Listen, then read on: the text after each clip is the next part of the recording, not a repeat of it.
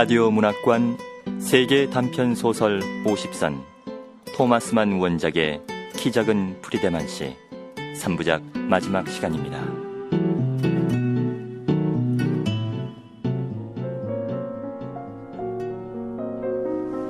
지난 이야기. 폰 린닝엔 대령의 아내는 많은 사람의 관심을 집중시킨다. 어느 날 시립극장을 찾은 프리데만 씨는 그의 좌석이 폰 린닝엔 부인 옆인 걸 알고 당황한다. 공연을 끝까지 관람하지 못한 채 극장을 나온 그는 다음날 그녀를 찾아가고 그녀는 자기와 함께 합주를 하자고 제의한다.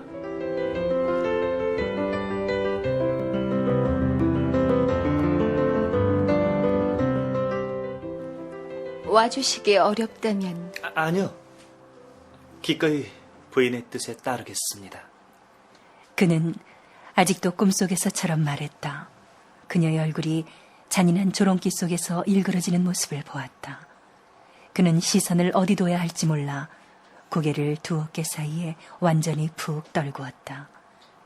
그러나 저 기진맥진케 하는 감미로운 고통의 분노가 짧은 경련처럼 다시 그의 온몸을 스쳐 지나가는 것이었다.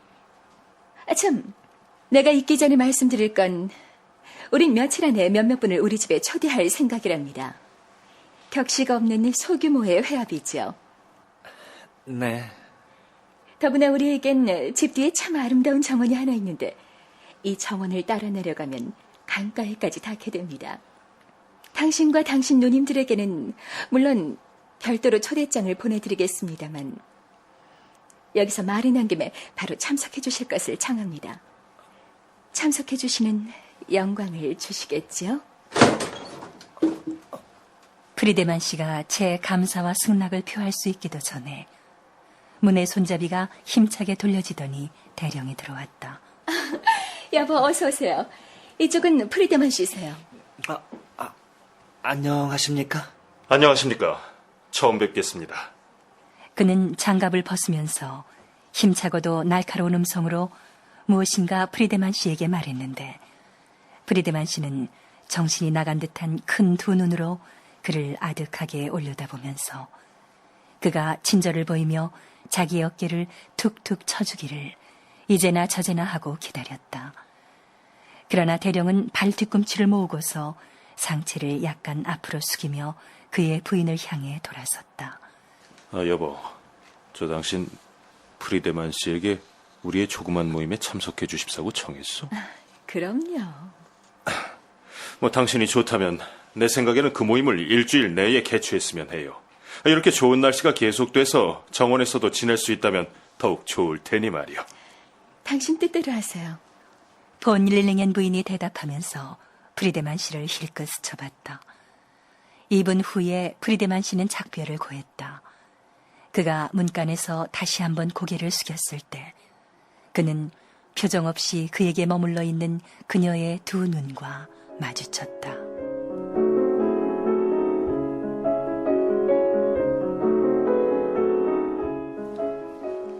그는 그곳을 떠났다.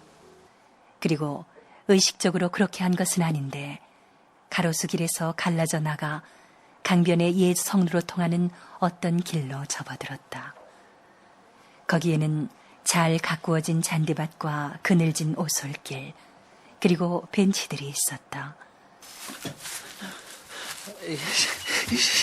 날씨가 왜 이렇게 더워? 너무 더워. 날씨가 견딜 수 없으리만큼 덥게 느껴졌으며 마치 그의 몸에서 불꽃들이 확 타올랐다가는 꺼지는 듯했고 지친 머릿속에서는 피가 사정없이 홀떡홀떡 뛰고 있는 느낌이었다. 그녀의 시선은 지난번처럼 공허하고 무표정한 건 아니었어. 하지만 떨리는 잔인성을 지니고 있다는 느낌이 들어. 날 절망에 빠뜨려 정신을 못 차리게 해놓고 재미를 느끼는 게 분명해. 내 마음을 꿰뚫어보고 있을 텐데 약간의 연민도 느낄 수 없단 말인가? 그는 아래쪽 강 기슭을 따라 푸른 풀로 뒤덮인 방죽 옆으로 걸어갔다. 제스민 덤블에 의해 반원형으로 둘러쳐진 어느 벤치에 앉았다. 정말 피곤해. 녹초가 돼버렸어.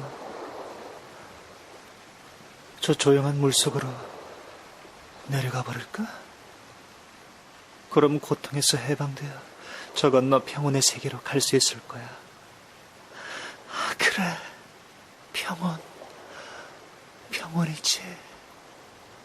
내가 원하고 있는 건 바로 평온이야.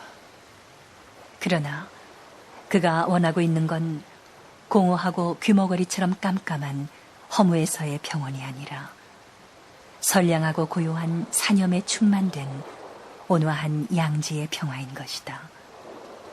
이 순간 생에 대한 그의 온갖 부드러운 사랑이 그의 전신을 전율케 했으며 잃어버린 행복에 대한 깊은 동경이 그의 전신을 속속들이 떨리게 했다. 30살이 되던 생일날 오후, 정원에서 나는 평화를 지닌 가운데 행복하게, 두려움도 희망도 없이 나의 여생을 내다보고 있다고 믿었지. 그런데 그때 이 여자가 온 거야. 그녀는 와야만 했어. 그게 내 운명이니까. 그녀는 오고야 말았다. 그가 젊었을 적부터 고통인 동시에 파멸임을 알기에 자기 자신의 내부에 억압해왔던 모든 것이 그녀 때문에 폭발해 나오지 않을 수 없었다. 하지만 무엇을 위해서 아직도 한거하고 나 자신을 괴롭히는 거지?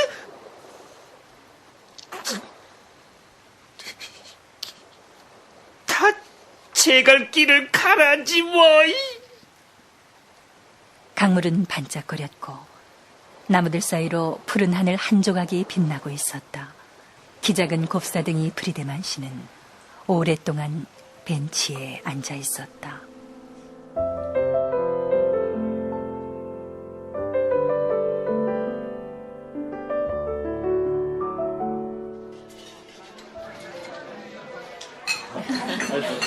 음식은 입에 맞으셨나요? 네, 맛있게 잘 먹었답니다. 즐겁게 지내셨습니까요? 네, 담소를 나누며 즐거운 시간을 보내기에 린닝엔가보다 더 좋은 곳은 없을 거예요. 널찍한 식당을 꿰뚫고 길게 늘어세운 긴 식탁에는 30여 명의 손님들이 앉아 있었다.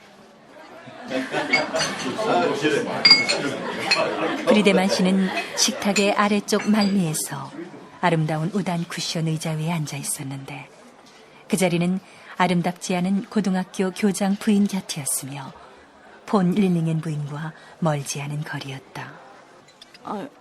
프리데만 씨, 안색이 좋지 않아 보이는군요. 그의 양볼은 움푹 들어갔고 핏발이 선 어둡게 그늘진 두 눈은 말할 수 없이 구슬픈 빛을 발하고 있었으며 그 어느 때보다 더 심한 곱사등이로 보였다. 본 릴링엔 부인은 식사 중에 프리데만 씨와는 한마디도 하지 않고 있었다. 이제서야 그녀는 몸을 약간 앞으로 숙이고 그를 불렀다. 지난 며칠 동안 난 당신과 당신의 바이올린을 기다렸습니다만 하사였지요. 그는 미처 대답도 못한 채 한순간 완전히 정신이 나가 그녀를 쳐다보았다. 그러나 이 순간 식탁의 맨 위쪽에 앉아있던 대령이 자기의 아내에게 시선을 주더니 잔을 부딪히는 신용을 했다. 여러분, 저 커피는 다른 방에서 마시기로 합시다. 오늘 저녁엔 정원에서도 그리 나쁠 것 같지 않습니다. 모두들 즐거운 웃음을 터뜨리며 자리에서 일어났다. 프리데만 씨는 마지막까지 남은 축들 중에 끼어 교장 부인과 함께 홀을 떠났다. 그때 폰 릴링엔 부인이 갑자기 몸을 일으키더니 마치 그녀가 그동안 계속 그를 관찰해왔던 것처럼 그를 향해 다가와 그의 앞에 멈춰섰다. 프리데만 씨, 제가 정원으로 가는데 좀 동행해 주시겠어요? 기꺼이 그러겠습니다, 부인. 당신은 우리 정원을 못 보셨죠? 정원은 꽤 크답니다. 거기에 너무 많은 사람들이 몰려있지 않았으면 좋겠어요. 난 신선한 공기를 쐬고 싶거든요. 네. 식사 시간 내내 두통이 났어요. 아마 그 적포도주가 내게 너무 독했나 봐요. 신비롭게 별이 총총한 따뜻한 밤에 모든 화단으로부터 향내가 피어오르고 있었다. 직선으로 트인 마로니의 가로수가 끝나는 곳에서 그들은 강물이 달빛을 받아 초록빛을 바라며 희번떡이는 것을 보았다. 물가에 좋은 장소가 한 군데 있는데 내가 자주 찾는 곳이지요. 여기서 약간 오른쪽으로 가면 그 자리가 있어요. 저기 봐요. 그 자리가 비어있나요?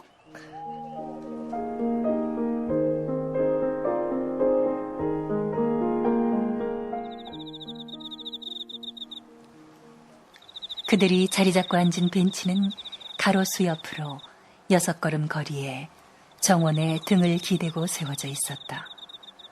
귀뚜라미들이 풀숲에서 울어댔다. 달이 훤히 비치는 강물은 부드러운 빛을 발하고 있었다. 그들은 둘 다 한동안 침묵했다. 그러나 이윽고 그가 일주일 전에 들었던 저 목소리, 아련하고 생각에 잠긴 듯하며 부드러운 목소리가 다시금 그를 휩싸안았던 것이다. 프리드만 씨, 당신은 언제부터 불구의 몸이 되셨나요? 태어날 때부터 그러신가요? 아닙니다, 부인. 어릴 적에 보모가 절 마룻바닥에 떨어뜨렸습니다. 그래서 이렇게 된 겁니다. 그럼 지난 30년 동안 당신은 행복하지 못했죠? 행복하지 못하다는 건 허위요 망상이죠. 그러니까 당신은 행복하다고 믿어오신 거군요. 그렇게 믿으려고 노력해왔습니다. 아, 참 장하세요. 난 불행이라면 약간 알고 있어요.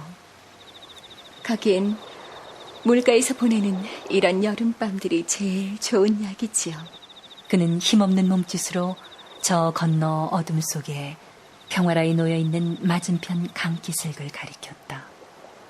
저는 최근에 저 건너 저기에 앉아 있었습니다.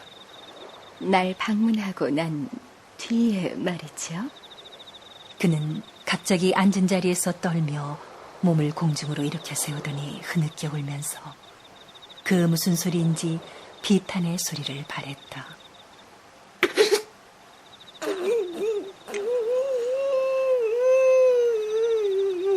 그는 천천히 그녀 앞 땅바닥에 주저앉았다. 그리고 그녀의 손을 잡았다.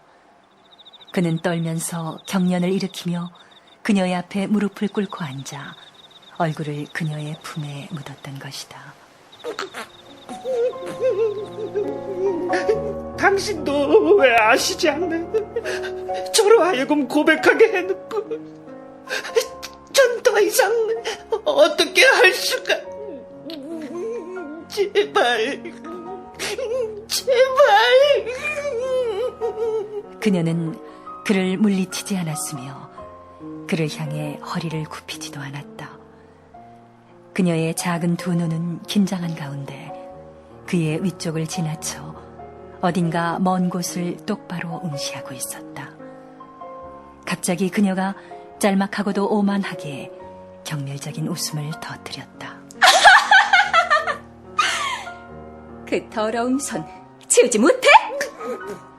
그리고는 그의 팔을 낚아채서는 그를 옆으로 비스듬히 완전히 땅바닥으로 내동댕이 쳐버렸다. 그리고 벌떡 일어나 가로수길로 사라져버렸다. 그는 얼굴을 풀숲에 처박은 채 전신이 마비돼 정신을 잃고 거기 누워 있었다. 일종의 경련이 매 순간마다 전신을 휩쓸고 지나갔다.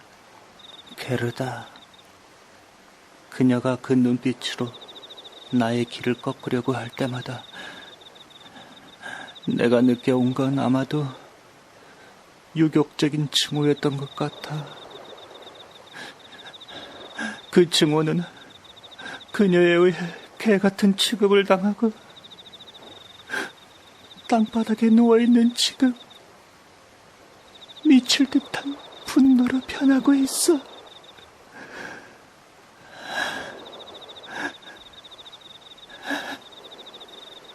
이 분노를 어찌해야 할까?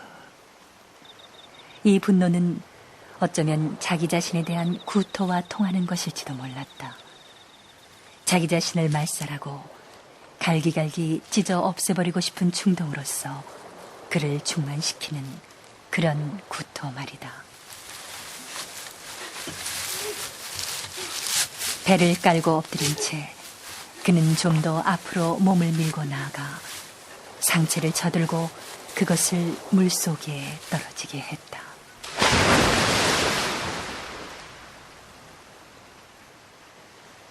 물이 첨벙하는 소리에 귀뚜라미들은 한동안 소리를 죽였다.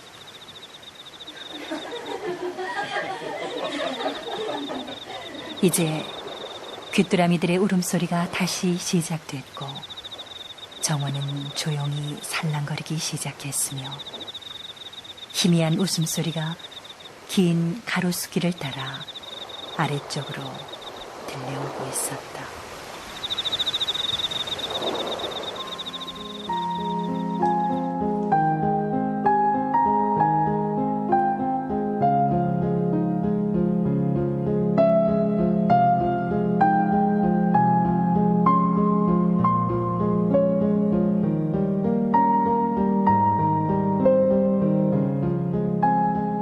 라디오 문학관 세계 단편 소설 50선 토마스만 원작의 키 작은 프리데만 씨 마지막 시간이었습니다.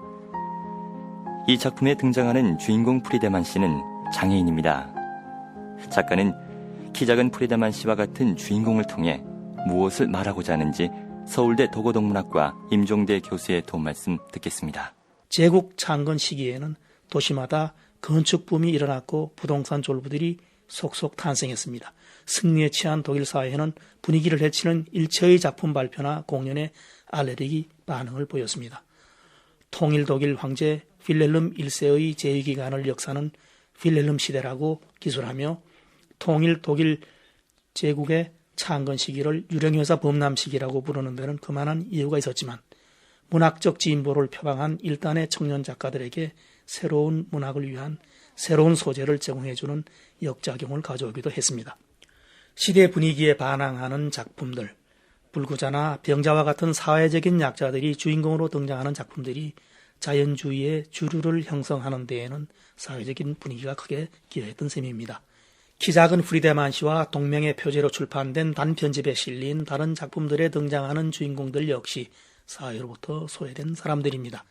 부텐브로크 일가의 4대로 등장하는 병약한 몽상가 한노 부텐브로크는 고통, 죽음 따위에 더 친밀감을 느끼는 유약한 인간 유형으로서 가히 반사회적인 인물입니다. 남몰래 연모하는 폰닝엔 부인의 차가운 시선이 탐색하듯이 그를 응시할 때 감미로운 고통의 분노를 느끼는 불구의 프리데만 씨는 한노 부텐브로크와 똑같은 유형의 인간입니다. 토마스 만은 사회적인 약자를 예술가적 기질의 소유자로 등장시킨다는 점을 두 작품은 공유하고 있습니다. 지금까지 출연 송도영, 양석정, 임미진, 정현숙, 박웅선, 이영아, 홍희숙, 이주희, 하성룡, 김창렬, 김은아, 박희은, 정영웅, 유승화, 기술 김태호, 효과 이용문, 정현재, 음악 오혜원이었습니다. 권윤의 연출, 정진아 극본, 토마스만 원작의 키 작은 프리데만 씨 마지막 회를 마칩니다.